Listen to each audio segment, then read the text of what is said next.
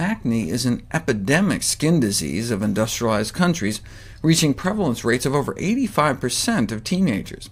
In the U.S., acne nowadays persists even after adolescence into the third decade of life in nearly half of men and women. But it's considered a disease of Western civilization, meaning in some places, like Okinawa, it was rare or even non-existent.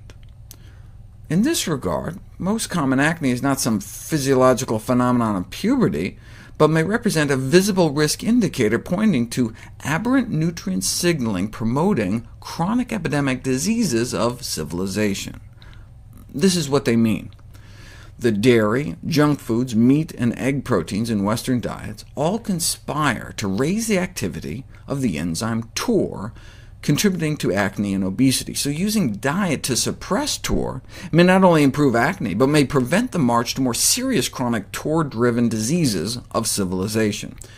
So the excessive TOR stimulation induced by the standard American diet may first just manifest as premature puberty and acne, but then may contribute to obesity and diabetes, cancer, and Alzheimer's. A lot of this is relatively new. Until recently, for example, only a weak association has been accepted for the role of milk and dairy products in acne formation, but there is now substantial evidence supporting the effects of milk and dairy products as enhancers of acne aggravation.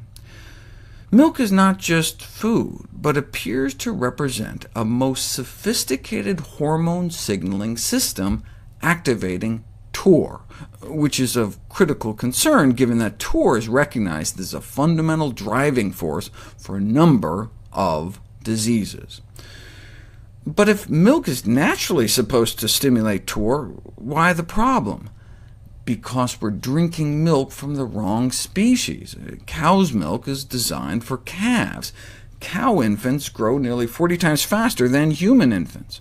Cow's milk has 3 times more leucine, the primary activator of TOR, so it may lead to human TOR overstimulation. It's like where they do experiments giving donkey milk to rats to see what happens. It makes no sense. And of course, milk is for babies. Continued consumption of any kind of milk after childhood, during adolescence and adulthood, is something that never really happened naturally and may have long-term adverse effects on human health.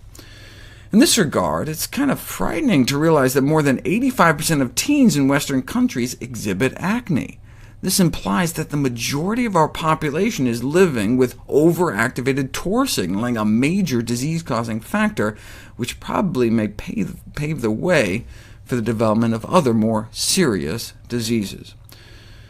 A history of acne has been associated with breast cancer risk in women, for example, and prostate cancer in men. So, early dietary counseling of teenage acne patients is thus a great opportunity for dermatology, which will not only help to improve acne, but may reduce the long-term adverse effects of Western diet on more serious TOR-driven diseases. So, just like urologists use erectile dysfunction as an opportunity to save lives by putting people on heart-healthy diets, dermatologists can use acne as a way to save lives by putting people on a cancer prevention diet. So, how do you turn acne on and off via dietary manipulation of TOR?